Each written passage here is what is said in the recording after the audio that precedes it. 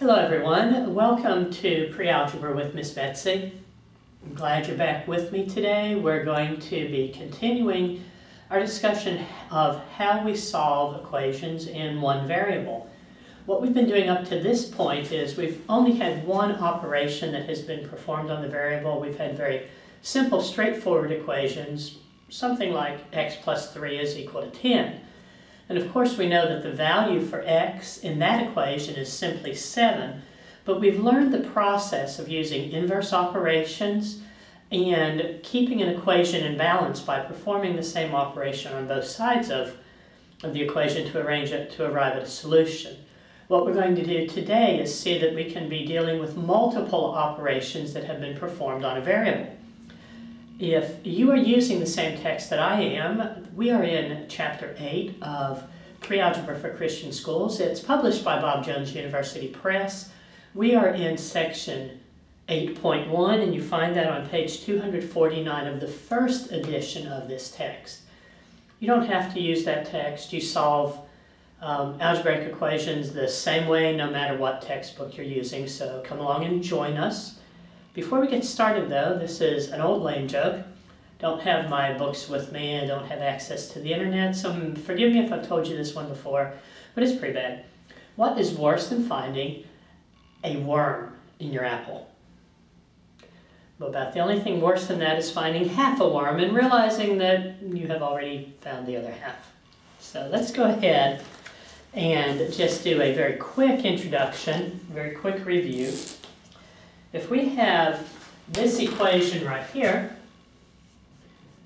x plus 39 is equal to 72. And we're going to say, okay, let's look at this.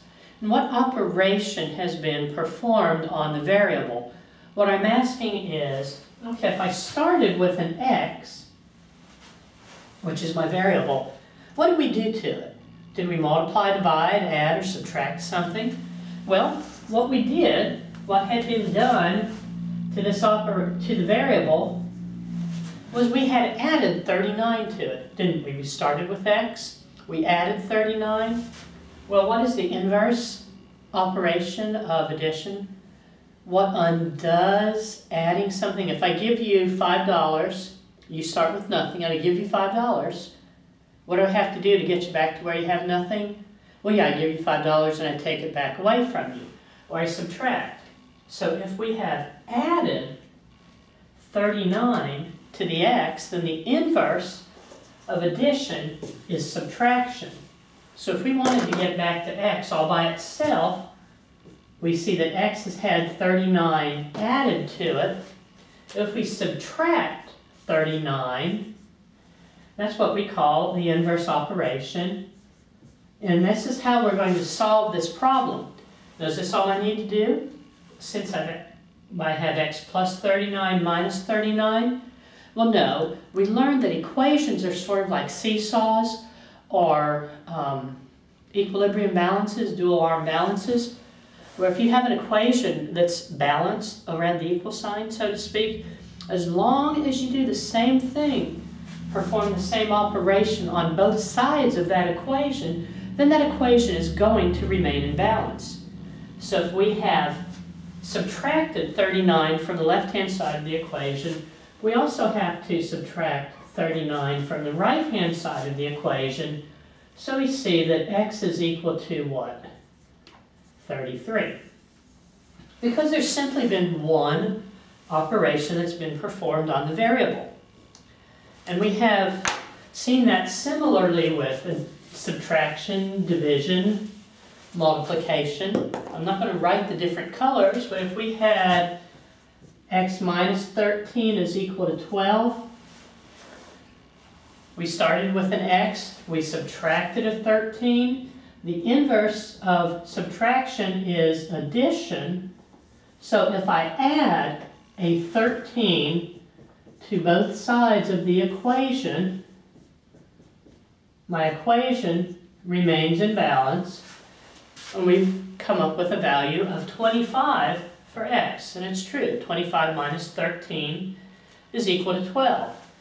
We saw how that works for multiplication and division as well. 4x, I'm trying to make a more complicated problem, 4x is equal to 16. If we began with x, what operation has been performed on that x? Well, we have said 4 times x. So we have multiplication.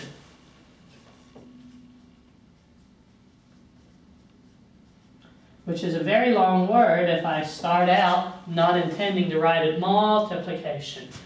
What is the inverse operation for multiplication? What will undo the multiplication? Well, yes, of course, it's division. So what you do when you are applying inverse operations is you use the inverse. How's that for a circular definition? If we've multiplied here by 4, we're going to use the inverse operation, which is division. So we're going to divide both sides of the equation. What are we going to divide by? We're going to divide by the same thing that the variable, the same quantity that the variable has been multiplied by. It's been multiplied by 4, so we're going to divide both sides of that equation by 4. And of course, we end up with the true statement that x is equal to 4. And similarly, if we have divided a variable by 4, or divided a variable by some number, the inverse operation to division is multiplication. If we have x divided by 3 is equal to 7, what's happened here? Well, we've started with x, we've divided by 3. The inverse operation for division is multiplication. What are we going to multiply by? We are going to multiply by the same quantity that we divided by. We divided by 3, so we're going to multiply both sides of the equation by 3. So we have 7 times 3. We have factors of 3 in common, which cancel. 3 divided by 3 is 1. So on the left-hand side of the equation, we have isolated our variable. We have x is equal to 21. And these are just the very simple, basic, beginning equations that you've been solving to this point. So we're just going to add one little extra step today. What happens if we have 2 operations that have been performed to the variable? What are we going to do with those? So let's just go ahead and look at some exact examples from page 249 in your book. We're just going to talk about them and see what's happened first. We have 2n plus 7 is equal to 25. I've got a 2n, I've got a 7. Well, first off, let's see what's happened. What's happened first? If we started just with n, what did they do first? Well, they multiplied it by 2. So let's see how far I can go. First, we have multiply by 2. And what's the second thing that they did? Well, they added, I'm looking for a different color pen, they added 2 to that product. They didn't add 2. They added a 7. They added 7 to that product.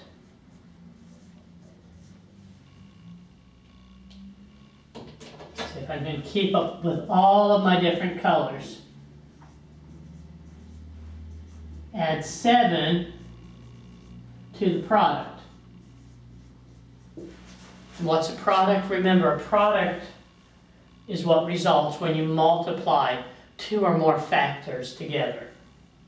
So in order to come up with our equation here, we first started with the single variable. First we multiplied by 2 to arrive at the expression 2n. Then we added 7 to this product to arrive at the expression 2n plus 7.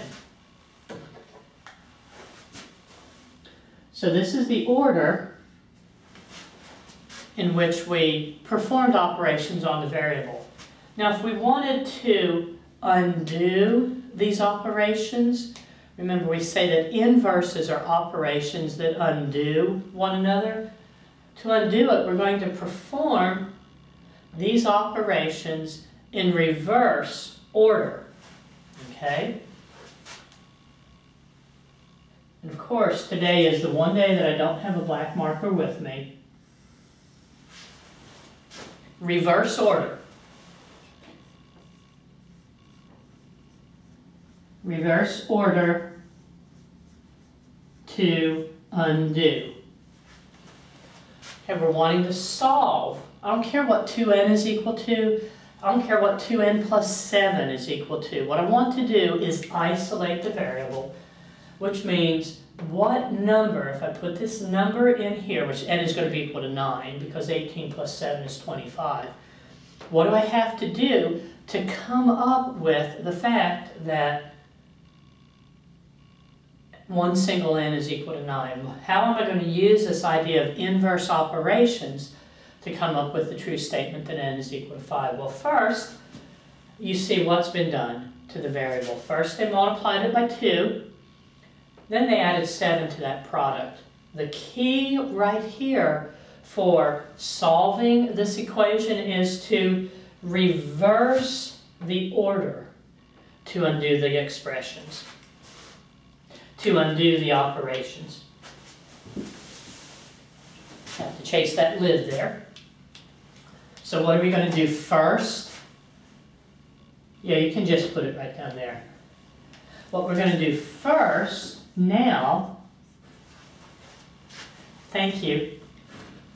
First, we're going to undo the addition of 7 to the product. What's the inverse of addition? It's subtraction, isn't it? So first, we're going to subtract. We're going to subtract 7. So let's go ahead and do this. We have 2n plus 7, subtract 7, is equal to 25. We have to subtract 7 from both sides of that equation because that's the only way that we're going to be able to keep our equation in balance. 2n plus 7 minus 7, what do we end up with? We end up with 2n is equal to 25 minus 7 is 18. Step 1. We're reversing the order of the operations that have been performed on this variable by subtracting 7. The next step that we're going to do is the inverse of multiplication, which is division, so that is not the right color. Had the right color cap on, wrong color pen. So second, we are going to divide by 2. We have 2n is equal to 18. 2 times n multiplied. The inverse of that, we have division. Divide both sides of that equation by 2. Remember I said earlier that n was going to be equal to 9. Now we've got quite a lot of color up here on this board, but let's see if we can step through this in a meaningful way so that you can see exactly what I'm showing you. And nothing difficult about what we did. You guys already know how to use inverse operations. You know that if you've added something to one side of the equation, the way to undo that operation is subtraction.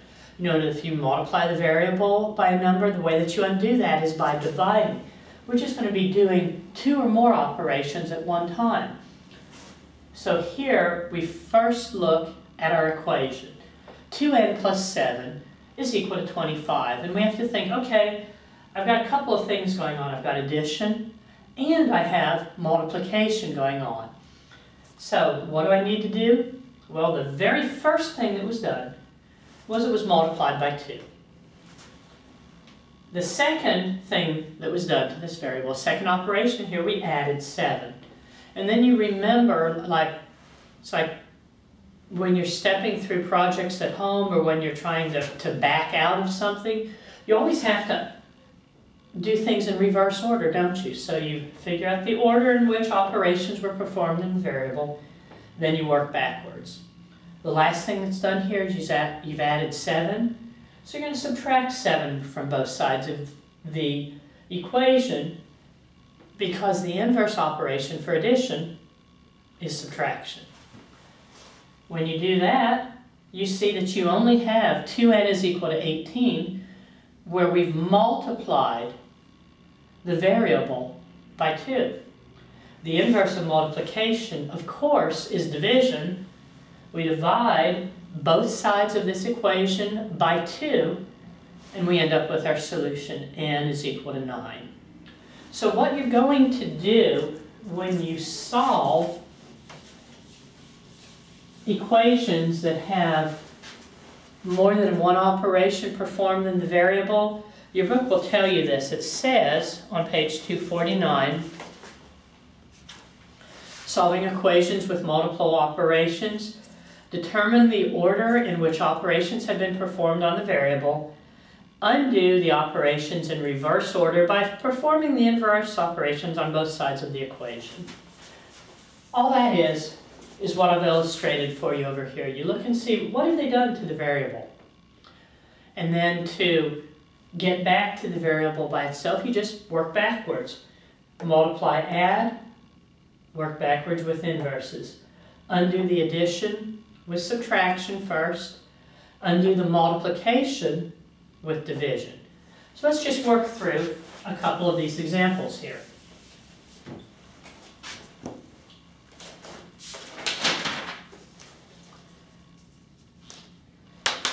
This is going to be example 2 on page 250.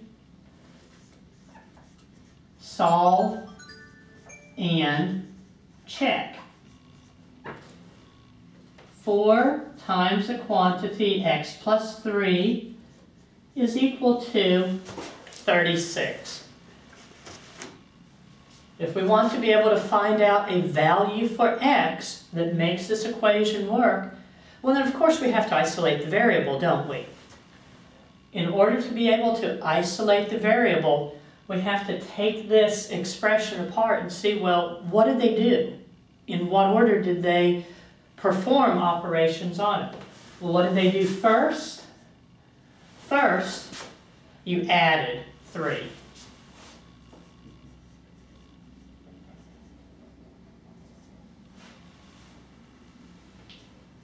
And after they added 3 to the variable, what did they do? Well, they multiplied the sum by 4. Multiplied the sum by 4. How are you going to solve this? We're going to use reverse the order.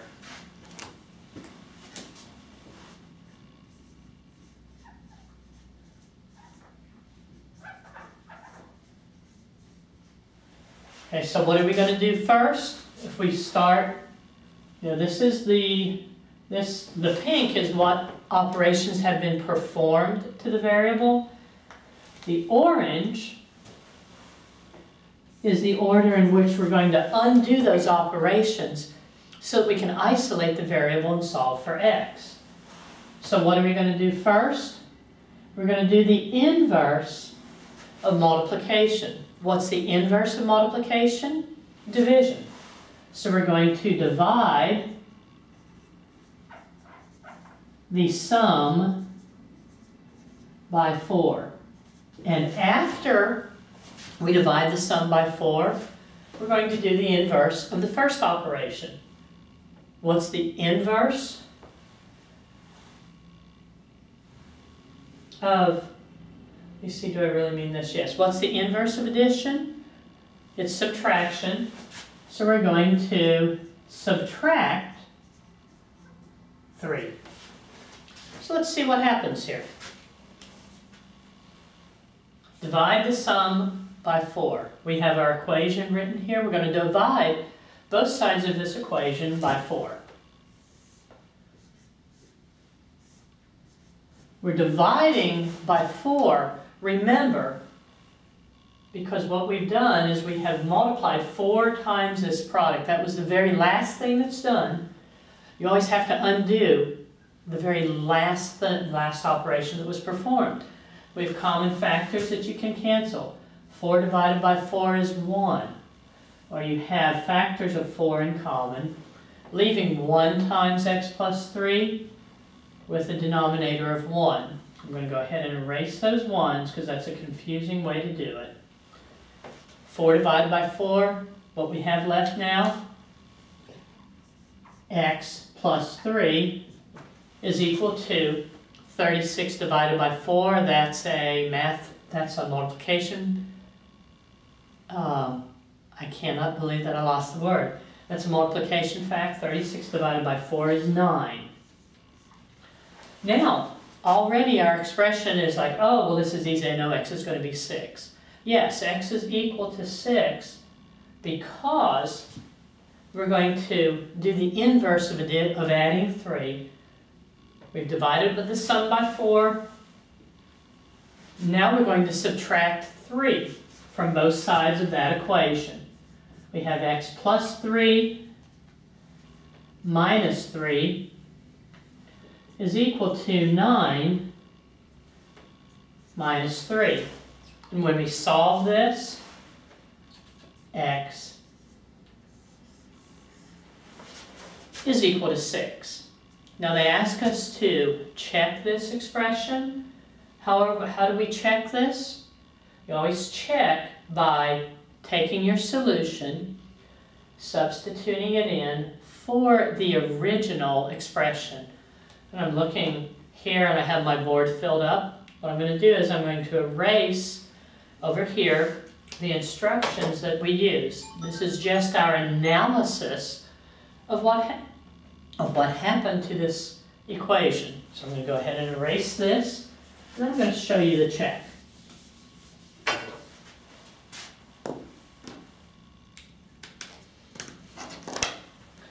To check, we take our solution, plug it into our original equation.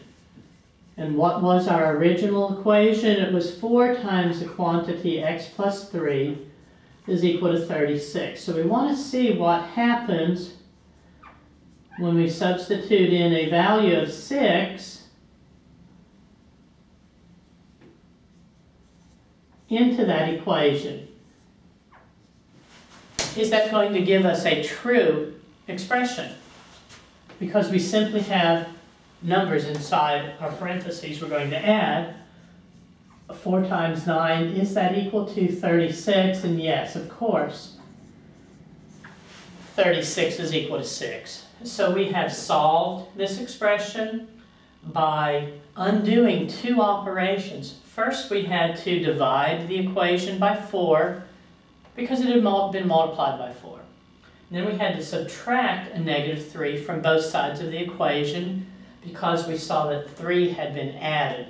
Gave us a solution of 6.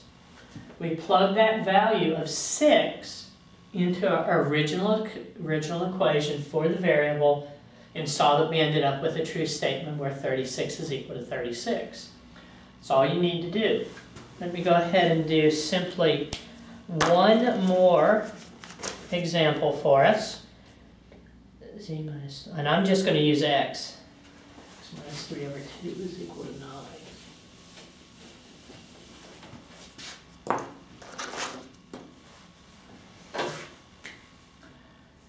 X minus 3 divided by 2 is equal to 9. So first, let's go ahead and just simply analyze this. See what's happened. What's been going on in this expression? Well, first, what happened? They subtracted x. They didn't subtract x. They subtracted 3 from x.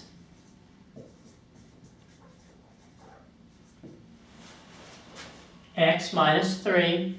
And then what did they do? They divided by 2.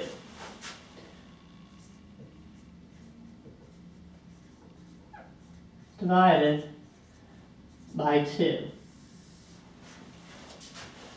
X minus 3 first, then they divided by 2. That's what happened. How are we going to reverse this? We're going to reverse in opposite order. Opposite order, they divided by 2. We're going to multiply. Division and multiplication are inverse operations and undo one another. So this means that the first step that we're going to undo is the division, and that's where we multiply by 2. How do we know what we multiply by or divide or add or subtract? You're multiplying, dividing, and adding, subtracting the very same number. What's the second thing that we're going to do when we're undoing?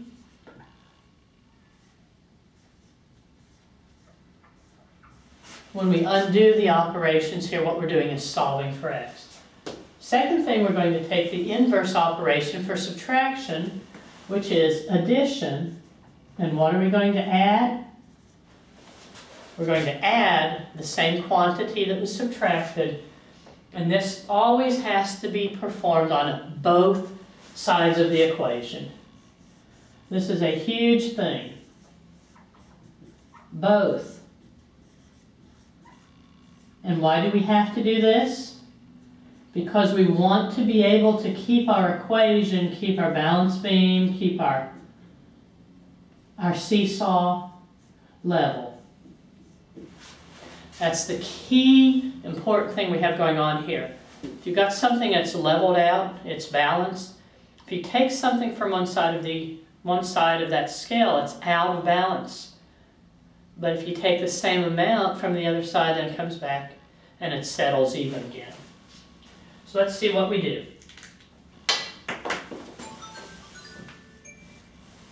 We have our original problem here. What's the first thing that we want to do? We want to multiply both sides of this equation by 2. You can write 2 over 1 if that makes it look easier for you. And I want you to get in the habit of using just the parentheses to indicate multiplication. And what are we multiplying by 2? We're multiplying that entire expression by 2. We multiplied the left-hand side of the equation by 2. We want to multiply the right-hand side of the equation by 2 as well. What do we have when we perform this initial first step here where we're multiplying by 2? Well, we see that we have factors of 2 that cancel out, leaving us x minus 3 on the left-hand side of the equation. 2 times 9 is 18. Very easy now. Our answer is going to be 21, isn't it? What's our second step? We add 3 to both sides of the equation. X minus 3 plus 3 is equal to 18 plus 3. And we have x, as we expect, being equal to 21. How do we solve this? We solve this expression by substituting 21 into our original equation. So let's go ahead and do this check. Here's our original equation, and we want to check it.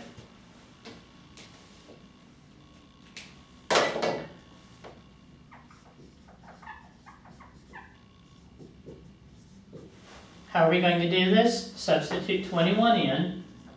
21 minus 3 divided by 2 is that equal to 9? Okay? 21 minus 3 is 18. Excuse me, let me disconnect this phone.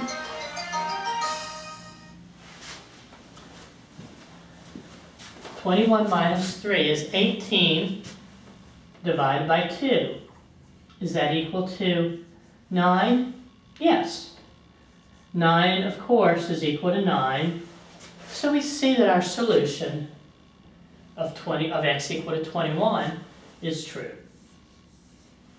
And that's all you're going to be doing in section 8.1. So, I want to go ahead and take a second now, and there's a couple of illustrations that I want to show to you, just where we're thinking through. What are we going to do first? How am I going to solve these equations? I'm going to write 4 of these down. 4a plus 7 is equal to 34. K over 2 minus 9 is equal to 5. R minus 3 over 12 is equal to 2. And 7 times the quantity y plus 9 is equal to 91. And we're going to say, looking at these 4 problems here, what are we going to do first and what are we going to do second? What are we going to do next? So first and second. What's been done to the variables here? First, a has been multiplied by 4, and then we had 7 to it. So what are we going to do first to perform these operations in reverse? So first, let me get my markers settled here. You undo the last operation first. And what this really means in real life is keep the expression, the part of this equation that has the variable by itself, and get rid of other things. Undo the other operations first. We've added 7, so first we're going to subtract 7. And then we're going to have 4a left, so then we're going to divide by 7. We look at this second equation, k over 2 minus 9 is equal to 5. What did they subdue? First they performed something to the k, they divided it by 2. Then they subtracted 9. So what are we going to do first? We're going to add 9. And after we've added 9, what do we have to do to undo the division? Yeah, we have to multiply by 2. Multiply by 2. Let's look at this expression here. First they subtracted, then they divided. So we're going to undo the division first, which means they're going to multiply by 12. The inverse of subtraction is addition. So then the second thing you do is you add 3. Finally, what did they do to the variable first here? Well, they said they started with the y, they added 9. So first,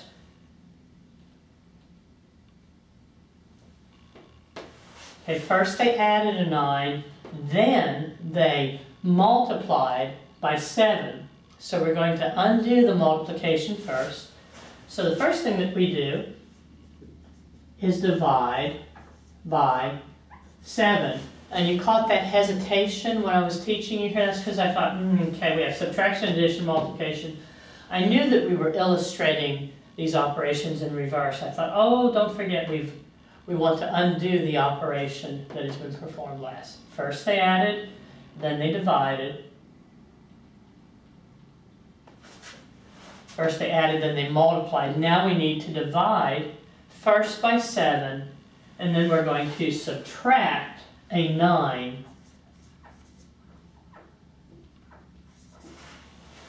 from both sides of the equation. Go ahead and pause this video, look back through this, make sure that you understand why we're subtracting 7, and then dividing by 4. First we're going to add 9, then we're going to multiply by 2. First we're going to multiply by 12, then we're going to add 3. Here we're first going to divide by 7, and then we're going to subtract 9. Go ahead and take care of these steps, try and solve them, and check your solutions. That will give you a good check to make sure that you understand what we've been teaching about in this video today, and I will see you next time.